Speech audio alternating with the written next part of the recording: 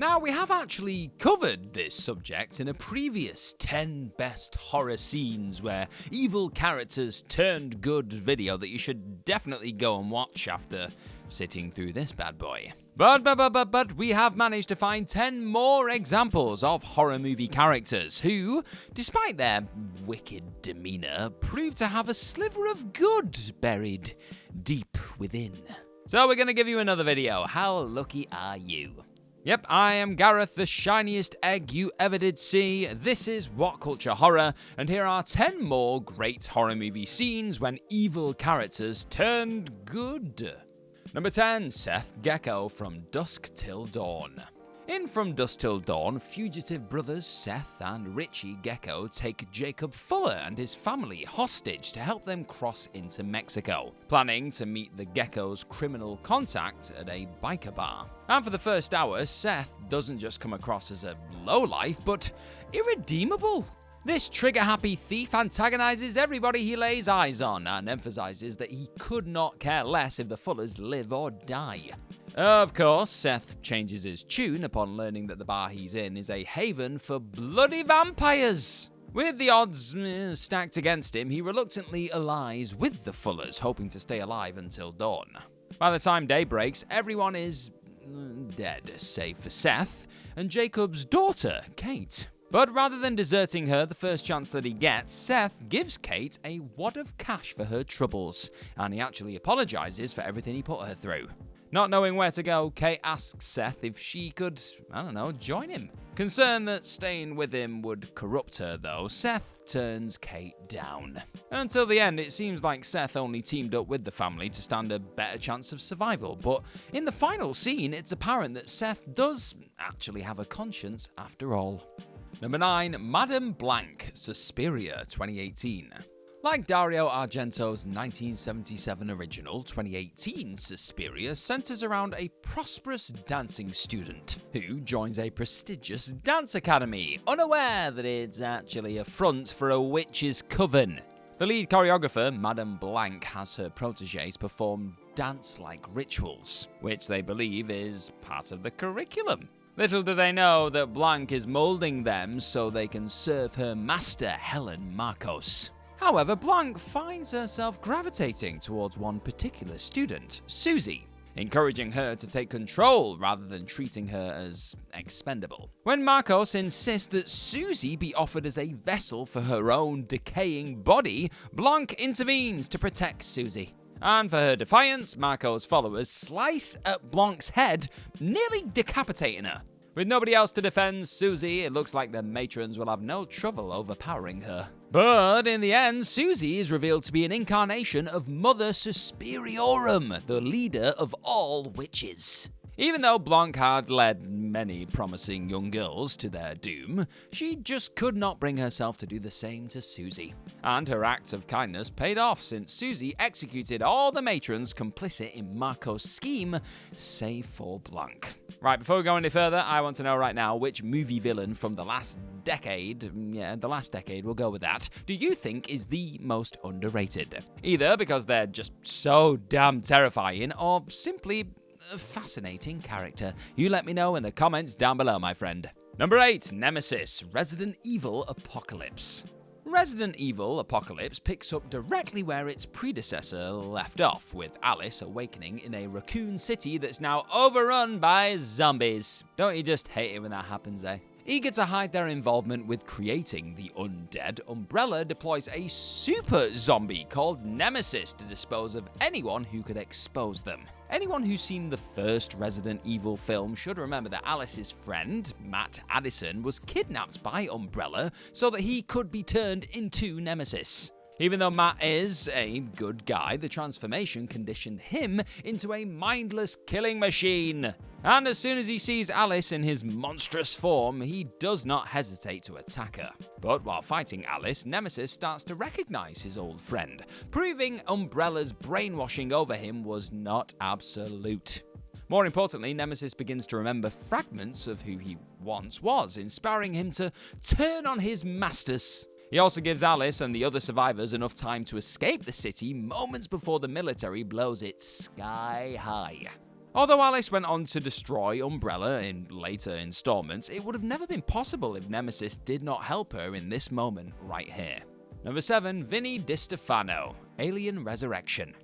Although the Xenomorphs were rendered extinct in Alien 3, the corrupt Weyland-Yutani Corporation brought them back to life in Alien Resurrection, believing that they could control the acid-blooded star beasts. Yeah, there's a big old mistake there right away. Surprise, surprise, the Xenomorphs break free from their cells shortly after they reach maturity. Because of course they did. And as a result, Ripley, who's been cloned back to life, as you do, allies with a group of mercenaries, the lead scientist, Dr. Wren, and his henchman, Vinny DiStefano. DiStefano makes it clear upon his first encounter with the Mercs that he is willing to blow their brains out if given the order. But when the Xenos are released, he begrudgingly teams up with them, believing in safety in numbers. That's a wise move right there.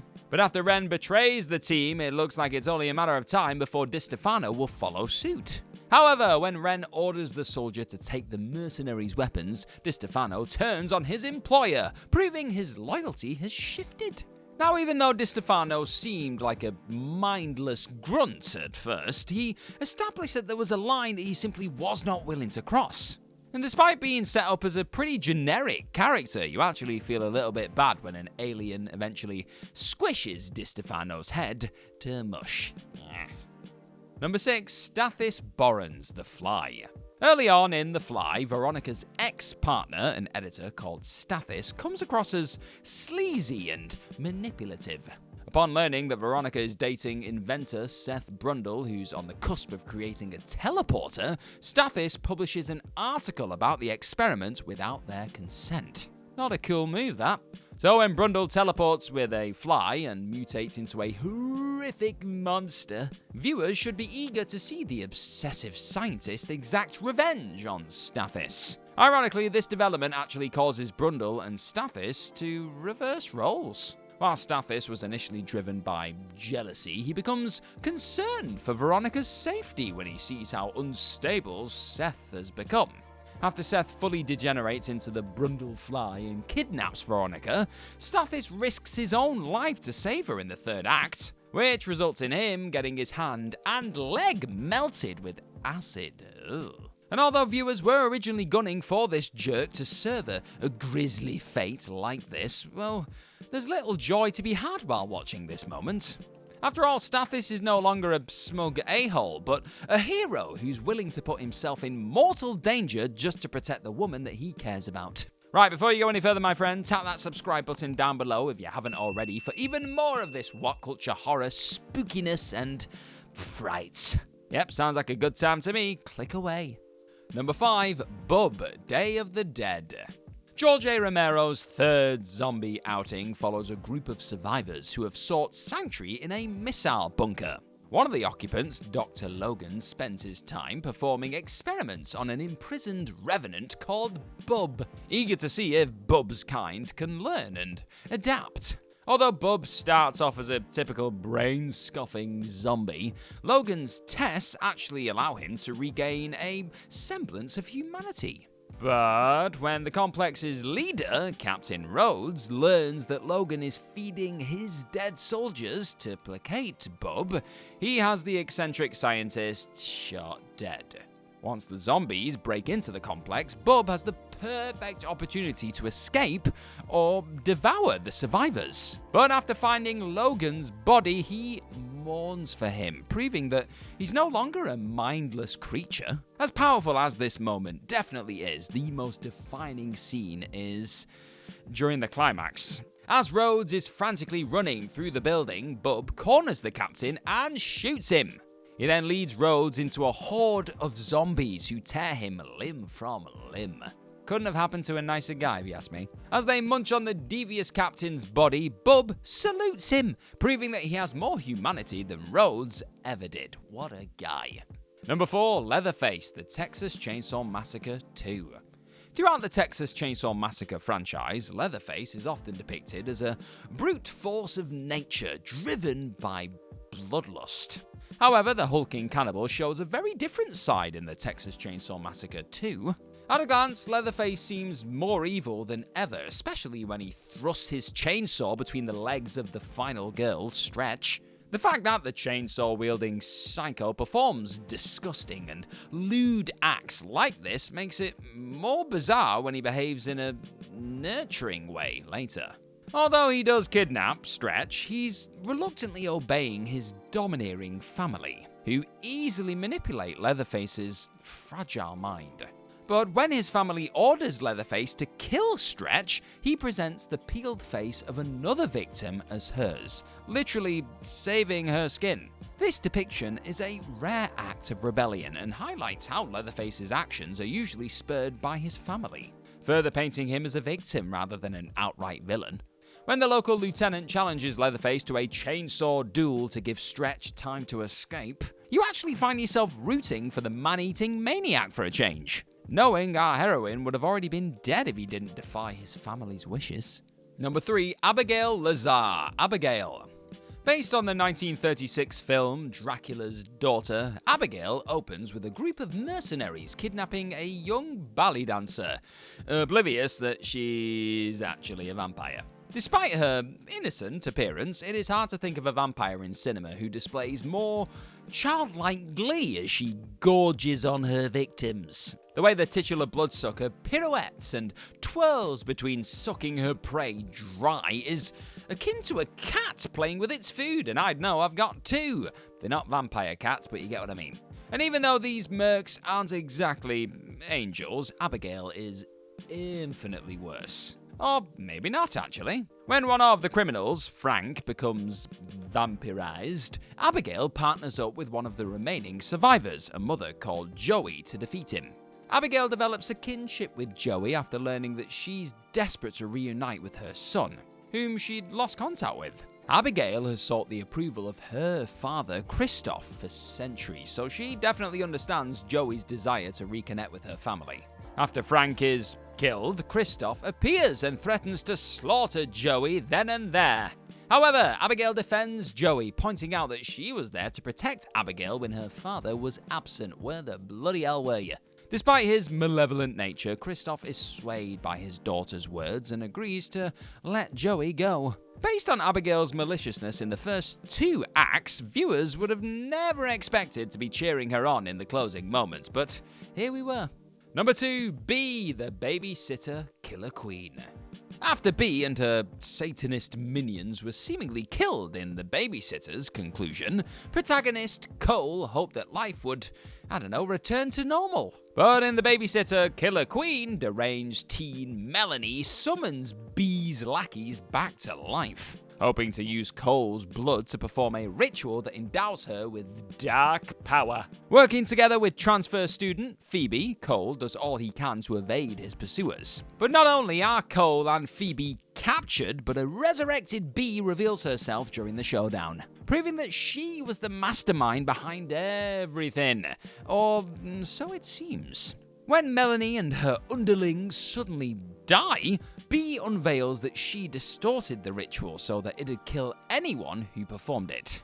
Although Bee's actions are commendable, she's not completely absolved. After all, she is literally a Satanist. But Bee truly redeems herself when it's revealed that she only made a deal with the devil in the first place to save the girl that she used to babysit, Phoebe. Not only that, Bee saved Cole and Phoebe knowing that it wouldn't release her from her Faustian pact. Sure, she is a sociopathic killer who craved demonic power, but it's still disheartening to see her being banished to hell immediately after saving our heroes. So much for that then.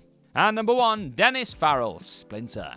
Toby Wilkins' body horror Splinter opens with escaped convict and murderer Dennis and his junkie girlfriend Lacey taking a couple, Seth and Polly, hostage. And after pulling into a gas station, they are besieged by a fungal parasite that turns its victims into spiky zombies.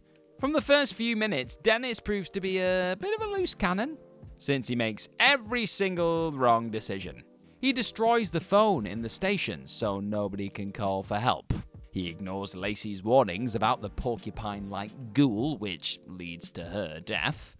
And he then tries to drag Lacey's carcass into the station to save her, even though she is infected. The silly, silly goose. But despite Dennis' aggression and incompetence, he ultimately becomes the most reliable person of the trio. When a cop comes to arrest him, Dennis orders her to call for backup, knowing that she cannot fight the zombies alone. Though this decision would guarantee Dennis being sent back to jail, he just doesn't want to see another civilian die. Dennis discovers that the zombies are vulnerable to cold and uses this knowledge to save his new friends repeatedly. And when his arm gets ripped off, Dennis still acts like a total badass, keeping the undead at bay. After he eventually becomes infected, you expect Dennis to go down in a blaze of glory, but he only goes and does one better. Before sacrificing himself to destroy the evil fungi, he gives Seth and Polly details for his bank account and asks them to give money to the wife of the man that he fatally shot. Yes, he may have been a scumbag to begin with, but Dennis, he proved to have a heart of gold by the end. Now carry on your YouTube journey with What Culture Horror by clicking on another video right here near my head. Just click it, slap it, tap it, bop it, do whatever you want with it, and you'll get even more What Culture Horror terrifying magic. Why not?